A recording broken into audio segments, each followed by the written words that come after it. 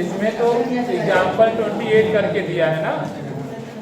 और अब आप एनसीईआरटी का क्वेश्चन है, मिला लेना एक्सरसाइज बुक जो लाया हो मिलाओ जल्दी से, क्वेश्चन मिलाओ। एक कण इलेक्ट्रॉन की अपेक्षा 3 गुना अधिक चाल से गति कर रहा है। एनसीईआरटी मिलाइए कौन सा क्वेश्चन है।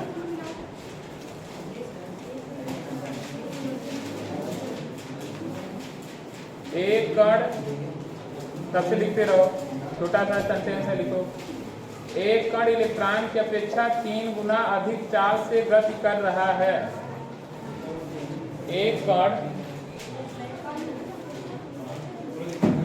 एक कण इलेक्ट्रॉन की अपेक्षा 3 गुना अधिक चाल से गति कर रहा है। एक कण इलेक्ट्रॉन की अपेक्षा 3 गुना अधिक चाल से गति कर रहा है।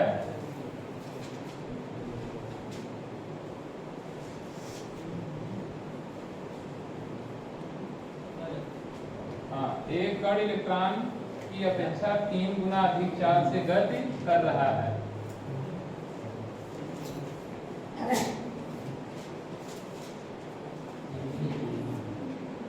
किस क्लास में हो तुम लोग? 12:30। ठीक है। एक कण, चलो एक कण इलेक्ट्रॉन की अपेक्षा कितनी गुनी चाल से, यानी पहला सेंटेंस हम लोग बनाएंगे।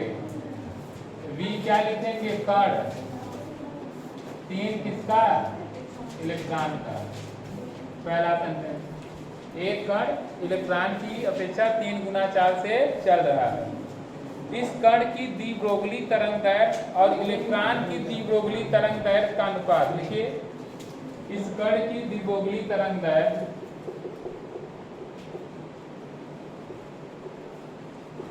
और इस इलेक्ट्रॉन की द्विब्रोगली तरंगदैर्घ्य का अनुपात,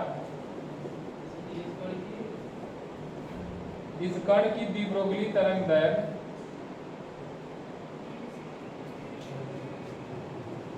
तथा इलेक्ट्रॉन की द्विब्रोगली तरंगदैर्घ्य का अनुपात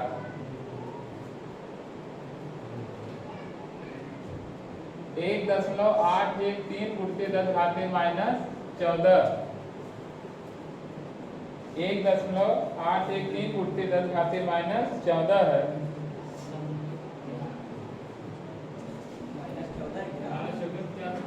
-4 है, सॉरी 10⁻⁻4 है ना। तो कण के द्रव्यमान का परिकलन कीजिए। तो कण के द्रव्यमान का परिकलन कीजिए तथा कण की पहचान कीजिए। तथा कण की पहचान कीजिए। यही है, ठीक है। एनसीईआरटी मिला, कौन सा क्वेश्चन है ये? एनसीईआरटी लिखा है, मिला नहीं? चलिए अच्छा अभी ध्यान सॉल्यूशन देखो तुम लोग। हाँ, अभ्यास के अंदर का होगा, देख लो। एग्जाम्पल तो नहीं है, क्योंकि अगर लिखा है एनसीईआरटी तो एनसीईआरटी में होगा जरूर। एग्जाम्पल नंबर कौन सा है? 11.6 एग्जाम्पल है ये एनसीईआरटी का, 11.6। और एनसीईआरटी के जितने क्वेश्चन है सब इम्पोर्टेंट है ना, और बहुत ज़्यादा टफ नहीं। आपको ऐसा लगता है कि अच्छा थ्योरी हम पढ़ा देते हैं तो आपको इससे एग्जाम्पल नहीं सॉल्व होता है। कुछ होंगे जो नहीं सॉल्व होते होंगे, भाई चलिए ठीक है, कुछ टफ होते हैं। अब जैसे यही है, बहुत ज़्यादा टफ नहीं है।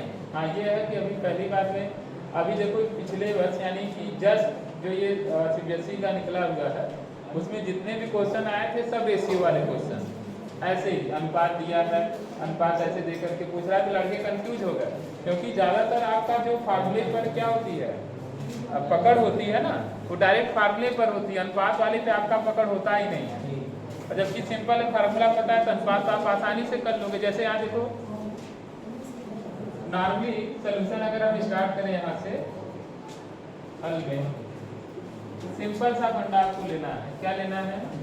लैम्डा द्विभुगली तरंग दैर्घ्य का पूरा फार्मूला कौन बोलेगा? h by P h by M V h by under root 2m के h by 2m E B, यही 4 फार्मूले हैं। तो lambda equal to h by P यानी एम बी लो, क्यों? क्योंकि देख रहे हो ना ये सब द्रव्यमान कण ये सब दिया है, इसी से होगा से, यानी इस फार्मूले से हम स्टार्ट कर रहे हैं।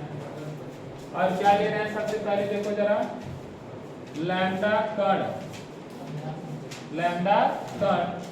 बटे लैम्डा इलेक्ट्रॉन, क्यों? यहाँ से, ठीक है। तो क्या फार्मूला होगा? h बटे m कण, फिर क्या हो जाएगा? v कण, h बटे, इसमें कोई दिक्कत है क्या? नहीं ना? इसे सॉल्व करोगे तो क्या आएगा बताओ? सॉल्व करो, लैम्डा पार्टिकल बटे लैम्डा इलेक्ट्रॉन, ये देख रहे हो ये ऊपर चला जाएगा ना, mass of electron mass of कण, एक साथ बोलो,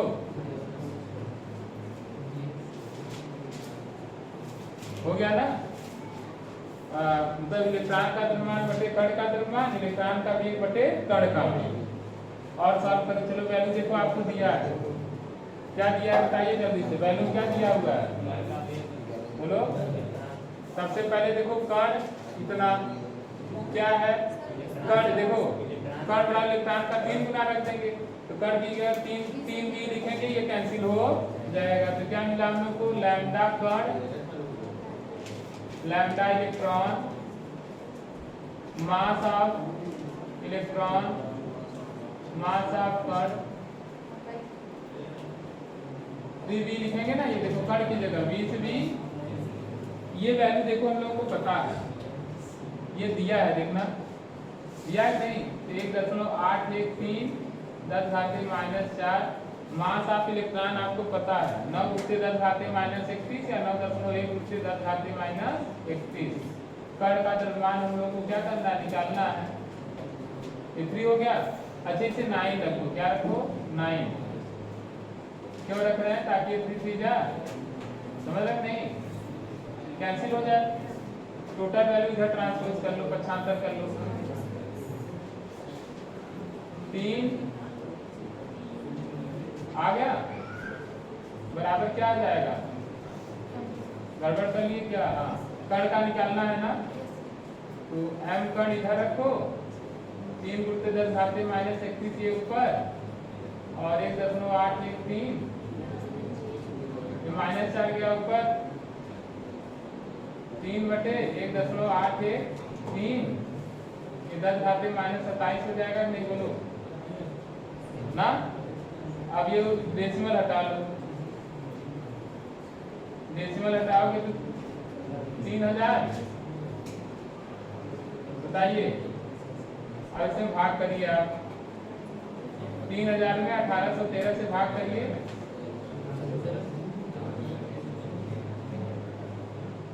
ये किसका द्रव्यमान है? प्रोटॉन का। किसका द्रव्यमान है?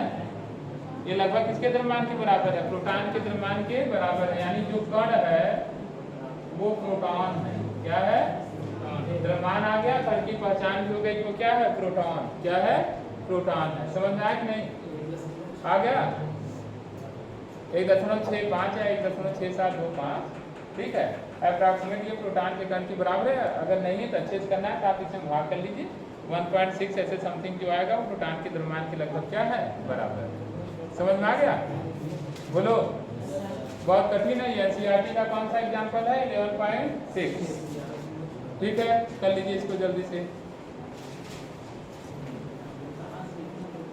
हाँ देखिए, देखो कहाँ से लिखना है, ये भगवान, यहाँ से ये सब वैल्यू दिया। कुमार मित्तल में है 10। क्वेश्चन लिखे, एक रेडियो स्टेशन 3 मीटर तरंगदैर्घ्य की तरंगे प्रकाशित कर रहा है। एक रेडियो स्टेशन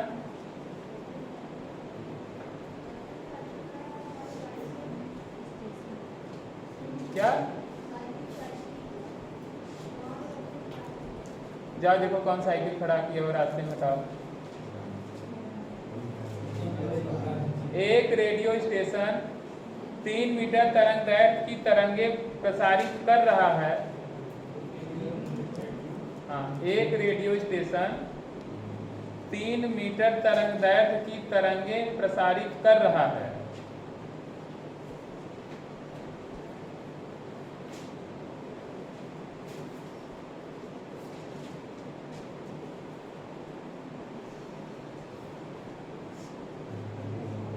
ठीक है, ज्ञात कीजिए, ज्ञात कीजिए। नंबर 1 लिखिए, इस प्रसारण के एक फोटान की ऊर्जा तथा, पहला ज्ञात करना है, इस प्रसारण के एक फोटान की ऊर्जा, इस प्रसारण के एक फोटान की ऊर्जा तथा,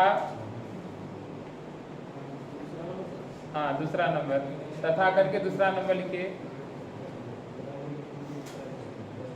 प्रति सेकंड विकिरित फोटानों की संख्या, प्रति सेकंड विकिरित फोटानों की संख्या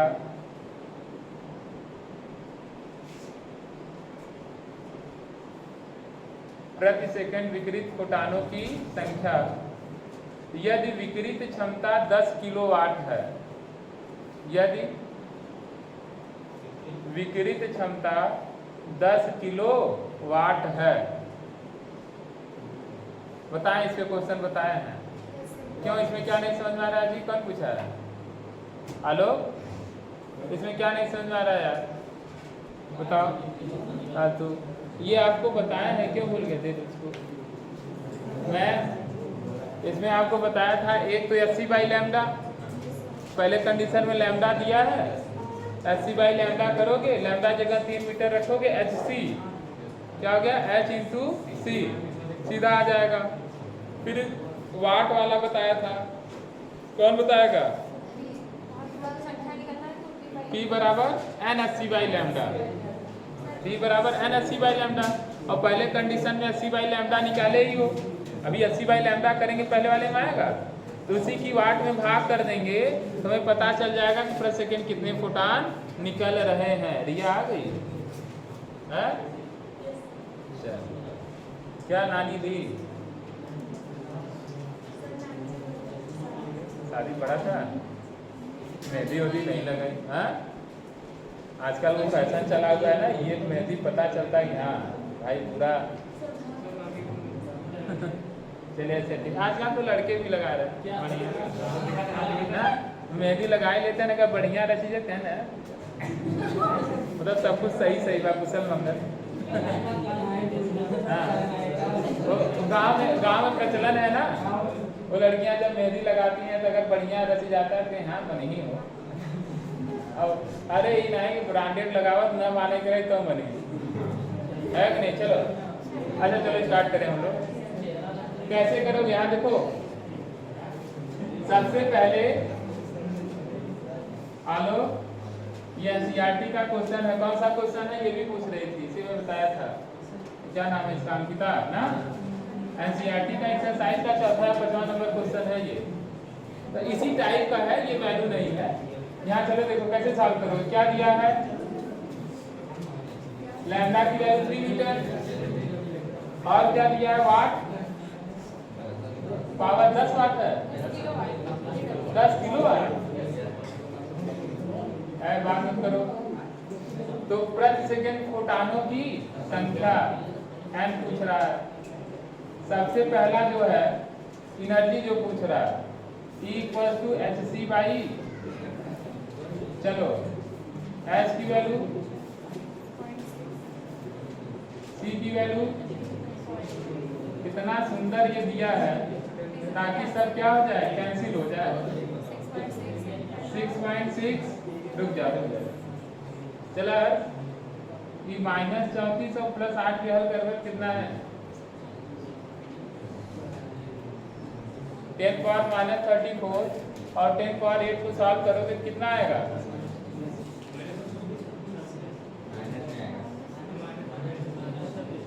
आशीष कितना आएगा? अभी आशीष बताएगा, रुक जाओ। हाँ बताओ। अरे ये आशीष तुमसे पूछ रहे हैं। हाँ कितना? -26 कितना आएगा? यही इसकी क्या एनर्जी है? एक फोटान टूट जाए इतनी जूल है ना जी। अब फिर देखो, अगर जो उपकरण निकाल रहा है वो प्रति सेकंड 10 किलोवाट निकालता है, तो बताइए उसके साथ कितने फोटान निकल रहे होंगे? तो P बराबर क्या फार्मूला बताया था? NhC/λ। क्या बताया था? P की वैल्यू कितनी थी? P = NhC/, भैया Hc/λ की वैल्यू आप निकाल लिए हो 10 किलोवाट। ये कितना आया है? यही ना? किलो मतलब 1000। ये इधर आ जाएगा। आ गया फोटानों की संख्या।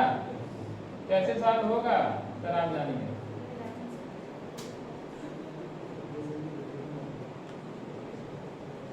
-26 ऊपर जाएगा प्लस हो जाएगा ना जी। यस सर, हो गया कि नहीं? फिर इसके बाद इसे सॉल्व कर सकते हो। हाँ सर, देखो एक डेसिमल हटाए 0 इधर और एक इसमें से 10 निकाल लिए, यहाँ 29 बचेगा बोलो। और ये 66, शायद 100 में 66 से भाग दे लो। कितनी बार जाएगा? 0 बार की 1 बार? 1 बार। और 100 में 66 जाएगा 34। डेसिमल लगाओगे तो इसके आगे कितना जीरो? 1 जीरो बढ़ेगा 340। 66 पंजे 5 बार जाएगा ना 330। 340 में 330 जाएगा 10। फिर इसके बाद 1 जीरो बढ़ा तो फिर 1 बार जाएगा, फिर 5, फिर 1, मिला करके 1.51। और ये 10 घाते कितना? 29। कितने फोटान प्रति सेकंड क्या हो रहे हैं? निकल रहे हैं। समझ में आया? कर लो, सॉल्व कर लीजिए क्वेश्चन को। आप अपने हिसाब से भी कैलकुलेशन कर सकते हैं, जैसे आपको अच्छा लगे।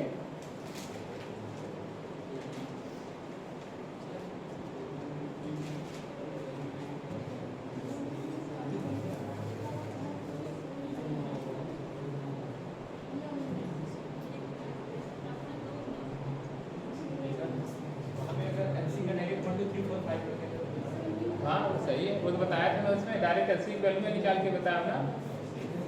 नहीं नहीं 1 2 3 4 5 हाँ होता है। एंगल फ्रॉम लैम्डा इसमें लैम्डा एंगल फ्रॉम निकालने के लिए होता है। कई कंडीशन है, नहीं अप्रॉक्सीमेट लगभग वैल्यू आती है, समझे ना? वो इलेक्ट्रॉन कंफर्म कर लेना इस चीज को। होता है 1 2 3 4 5 होता है।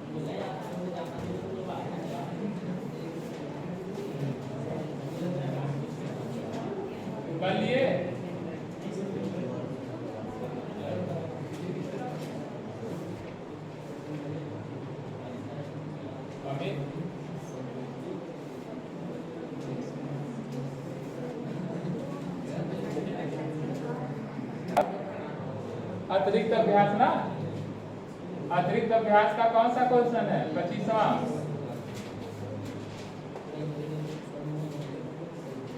क्वेश्चन का मतलब आप समझिए, जो वो श्वेत प्रकाश है वो प्रति मीटर स्क्वायर कितनी एनर्जी दे सकता है? 10⁻⁻10 वाट प्रति मीटर स्क्वायर दे सकता है।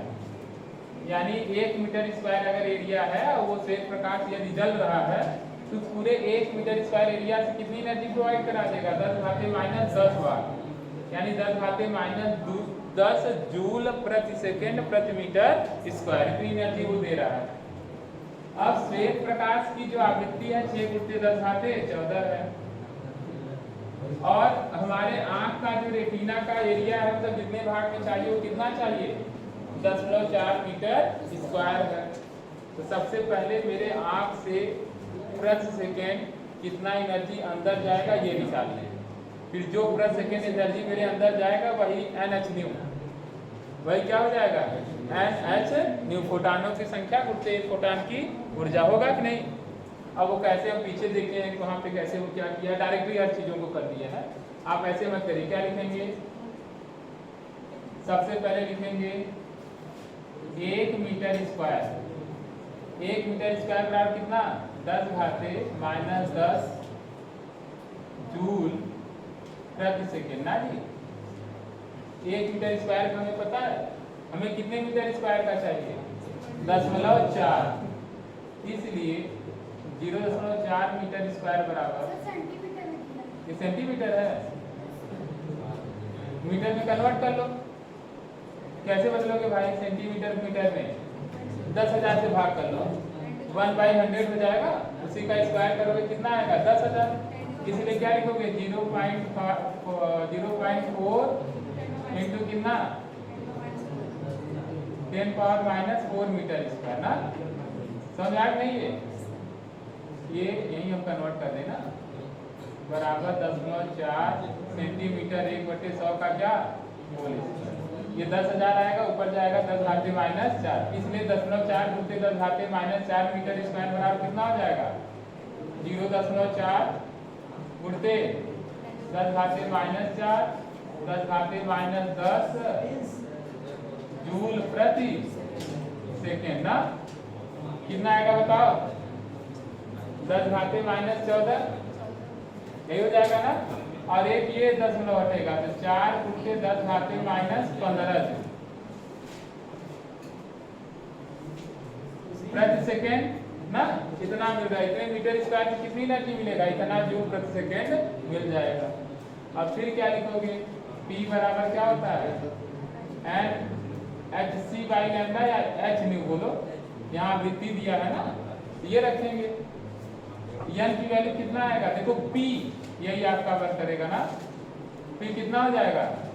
4 × 10⁻⁻15, और ये H 6.6 × 10⁻⁻34, और आपका ये 6 × 10 कितना? 14। ये आप सॉल्व करेंगे, फोटानों की संख्या जाएगा, कितना आएगा? ये मान के चलिए आपका 15 है, 34 20 हो जाएगा ना सर, और ये 4 10⁻⁻15 36 36 3 39 ना, 10 कितना हो जाएगा बोलो? 20 कि -20? -20। ये ऊपर जाएगा प्लस हो जाएगा 4/39 0.6 गुणते कितना? 10⁻5 10⁻5। अब इसे सॉल्व कर लो, कितना हो जाएगा? 4। देखो एक ये बेस में बैठा है, एक इसमें से निकाल लो, 400 ना, नहीं समझे? 400/300 गुणते 10⁻4, ये फोटानों की संख्या 1 पॉइंट समथिंग जो भी है वो आपका आंसर हो जाएगा। समझ में? क्वेश्चन कहाँ उलझाया है आपको? कॉन्सेप्ट में फंसाया है। तो श्वेत प्रकाश प्रति मीटर स्क्वायर में इतना देता है, तो आंख का एरिया तो भाई कितना है? 10.4 सेंटीमीटर स्क्वायर है। तो हम निकालेंगे ना कितने एरिया में कितना चाहिए। तो इतना जा रहा है 1 मीटर स्क्वायर में, इसे मीटर में कन्वर्ट किया, इतने मीटर स्क्वायर में इतना जूल आ गया। अब ये जो जूल जाएगा वो फोटानों की संख्या के रूप में जाएगा। छोटे छोटे फोटान इतनी एनर्जी लेकर के जा रहे हैं, तो ये जो एनर्जी आई वो किसके बराबर हो गया, NH², किसके बराबर, NH²। यहाँ क्यों SC बाई लैम्डा नहीं लिखा, क्योंकि फ्रीक्वेंसी दिया है। यहाँ पे H² की वैल्यू देखो, यहाँ पे मैं डायरेक्ट कर दिया हूँ, यहाँ पे करना चाहिए, यहाँ वैल्यू रख करके तब इधर आना चाहिए था। चलो यहाँ डायरेक्ट समझ सकते हो कि नहीं, H की वैल्यू आ गया, न्यू की वैल्यू आ गया, सॉल्व कर लिए, इसे डिवाइड कर लो, आपका आंसर आ जाएगा। हाँ अब डिवाइड करो, कर बनाओ, डिवाइड करो, 1 पॉइंट समथिंग आएगा। जो भी 0, 4, 5, 9, 11, 12, 13 जो भी लाना है ला लीजिए, और ना समझ में आया तो आंसर देख के लिख लीजिए। हाँ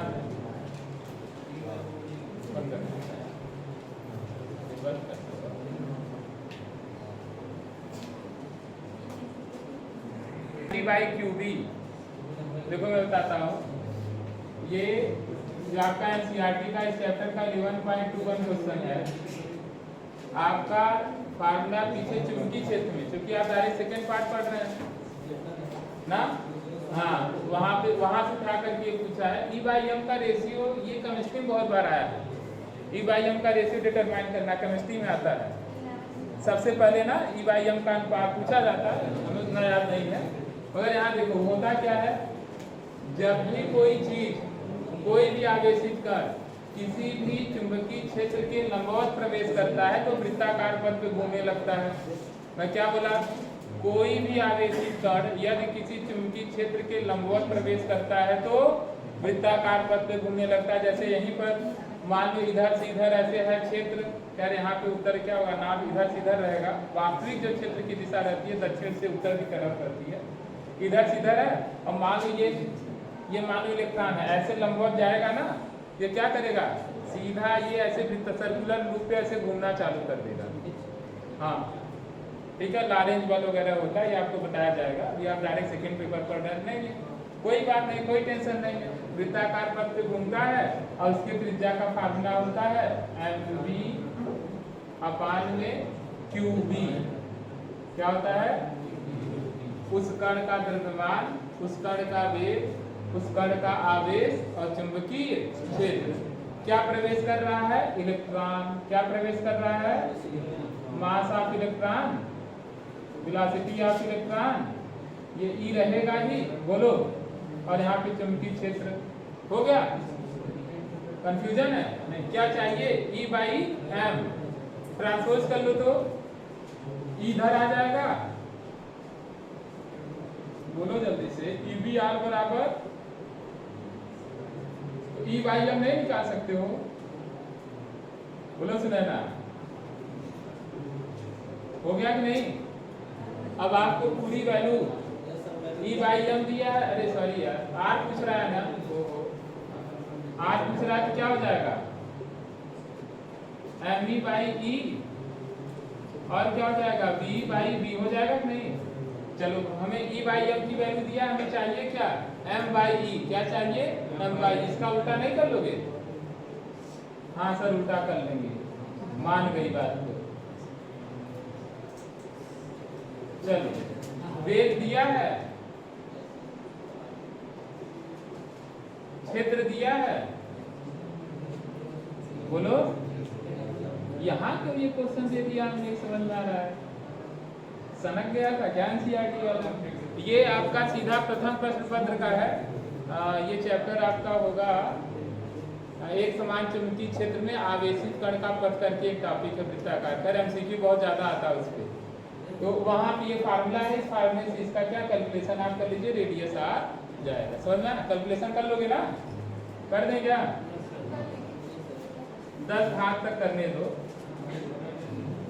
11 में 4 गवाओ, 7, क्या आएगा 5.20, ये कितना हो जाएगा बोलो, 1.76, ये कितना हो जाएगा 1.30, और कितना हो जाएगा बताओ, ये 7 आया ऊपर जाएगा तो माइनस हो जाएगा ना, -1 कितना आ गया, तो 5.20, 1.76, 1.30, 10 घाते -1। अब इसे सॉल्व कर लेना, उतना मीटर का उसका उतने मीटर की त्रिज्या में क्या कर रहा है, वृत्ताकार पथ पे गति कर रहा है। कर लो इसको।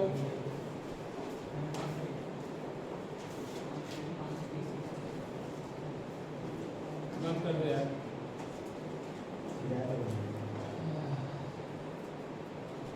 बंद भी नहीं